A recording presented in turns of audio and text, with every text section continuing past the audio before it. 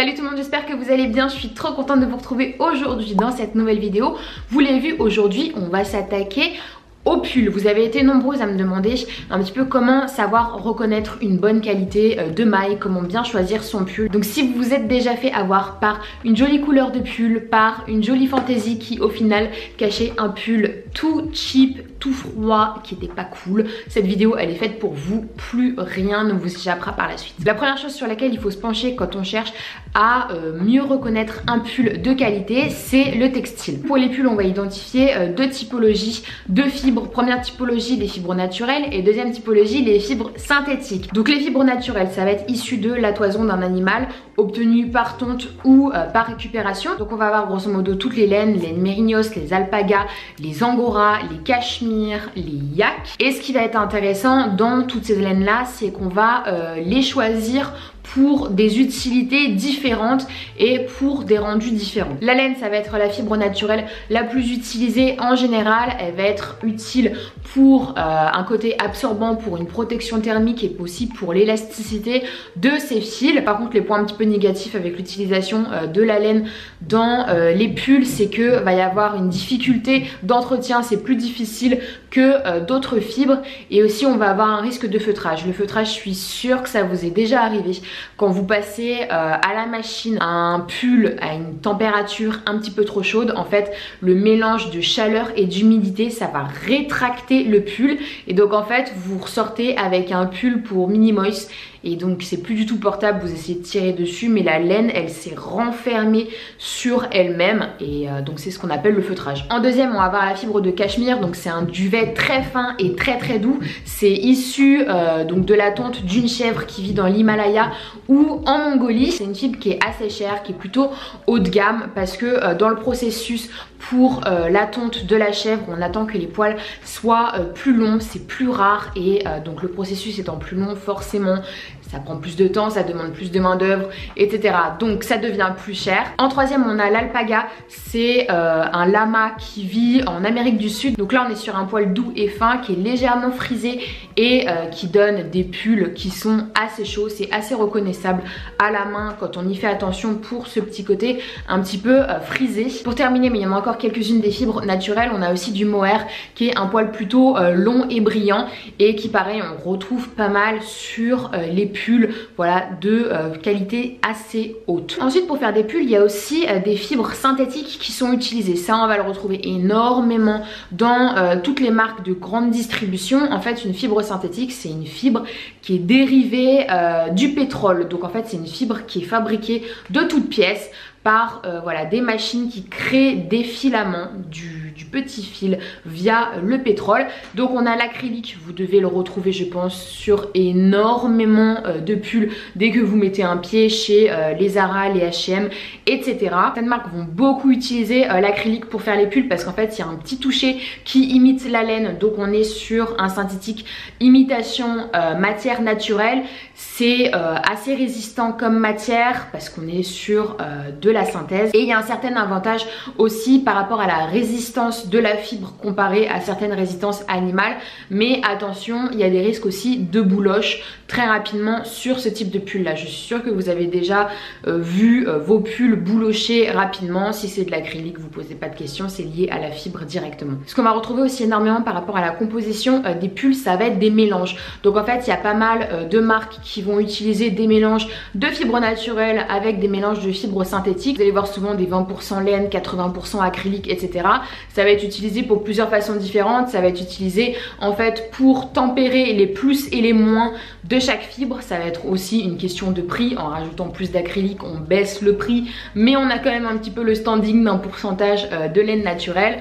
Voilà, ça peut augmenter la résistance des fibres, ça peut augmenter la facilité d'entretien, etc. Donc il va y avoir plusieurs raisons. En deuxième, sur quoi on fait attention pour choisir un pull, ça va être le tissage. Le tissage, en fait, pour moi, ça va plutôt être une une question d'esthétique en premier lieu, parce que le tissage ça va être si on est sur une maille torsadée, ça va être si on est sur de l'irlandais, si on est sur un point mousse, si on va être sur un jacquard, donc plein de petits fils en fait qui forment des motifs, un antarcia, un gros motif, ça va être plein de choses différentes sur lesquelles je vais pas spécialement m'attarder parce que pour moi au-delà de la fantaisie, faut faire attention à d'autres choses pour reconnaître la qualité d'un pull. Donc on va passer directement à la catégorie 3 qui est la catégorie de l'assemblage. En fait il y a deux types d'assemblage pour un pull, il y a soit du coupé cousu, soit du remaillage. Donc premier, le coupé cousu, en fait on a le devant du pull, le dos du pull et les deux manches qui sont 4 pièces du pull séparé, et ensuite on va assembler toutes ces petites pièces par des coutures. Donc regardez sur vos pulls si vous avez des coutures en fait sur les côtes et ensuite au niveau des manches, mais surtout au niveau des côtes, c'est que là on est sur un coupé cousu. Le risque avec un coupé cousu, c'est que il y a davantage de risques en fait que les coutures se défassent. Par contre sur un remaillage, on est sur une pièce en fait, sur la pièce du corps qui est complètement tricotée ensemble. Il n'y a pas de couture sur les côtés, c'est un pan ici et ensuite les deux manches qui sont assemblées par la suite au pull. Donc il y a moins de risques de couture qui se grignent et de couture voilà qui font des petits jours.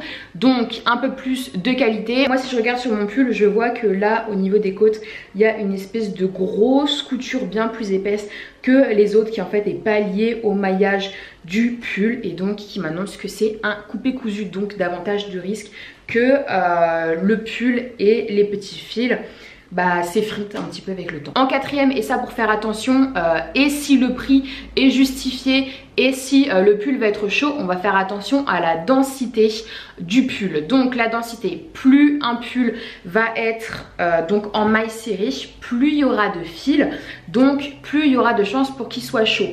Plus les mailles vont être un petit peu ouvertes, plus il va y avoir un petit peu de jour, tout ça, moins il risque d'être chaud forcément. On peut regarder en comparaison, c'est super simple. Quand on regarde les pulls qui étaient faits pour les militaires, c'était des pulls qui étaient en maille super dense et donc forcément les pulls les plus chauds, les plus résistants et de meilleure qualité. Après des pulls avec une faible densité de fil, ça peut être aussi esthétique ou voilà sur des points mousse, sur des mailles voilà un petit peu plus ouvertes, ça peut être tout simplement dans un esprit voilà d'esthétique. Donc bon à voir, mais si vous recherchez de la chaleur, sachez qu'il faudra miser sur un pull qui est plutôt dense en fil. En cinquième, on peut faire un dernier check et ça c'est assez intéressant à regarder, c'est de regarder les finitions d'un pull. Bien regarder donc tout en bas du pull les dernières petites finitions, soit c'est des finitions comme ça, c'est des simples coutures, soit on a des bords côtes qu'on retrouve aussi beaucoup au niveau des sweats, c'est ces petits bandeaux avec des plein de petits plis en fait qui sont propres un petit peu au streetwear, mais on en retrouve aussi sur les pulls, pas que sur les sweats. Donc les bords côtes, ça va renforcer le bas d'un pull, ça va renforcer le col, ça va renforcer les poignets, donc tout ce qui est susceptible de commencer à grigner. Donc moi je vais vous montrer, là je porte un pull qui est en laine yak cachemire, donc sur le papier un pull de bonne qualité, il est assez dense mais au niveau des finitions on n'est pas génial parce que il a commencé en fait à péter. Donc là vous allez super bien le voir. Donc ça c'est un fil qui normalement était cousu hop comme ceci et donc il a commencé à lâcher avec le temps. Et donc plus ça va aller, plus il va se retirer un petit peu des maillons suivants, donc tout le là. Donc ça c'est l'exemple d'une mauvaise finition parce que je crois que ça l'a même fait au niveau du col. Donc voilà, les finitions partout elles risquent de lâcher. Après c'est peut-être un petit peu difficile à vérifier en boutique, mais n'hésitez pas un petit peu à titiller le pull pour voir si ça se détend, si ça a l'air solide ou pas. Ça peut vous donner une première idée de la résistance des finitions du pull et au moins comme ça on se permet de se projeter sur un pull qui peut-être durera plus longtemps. Voilà tout le monde, j'en ai fini avec cette vidéo, j'espère qu'elle vous a plu et j'espère qu'elle vous a un petit peu aidé à y voir plus clair sur comment trouver un bon pull de bonne qualité. Ce que je vais faire, c'est qu'en barre d'infos, je vais vous mettre aussi quelques marques à différentes gammes de prix. Voilà, pour trouver des bons pulls, des marques avec des bonnes usines de fabrication dans la maille qui ont une bonne réputation.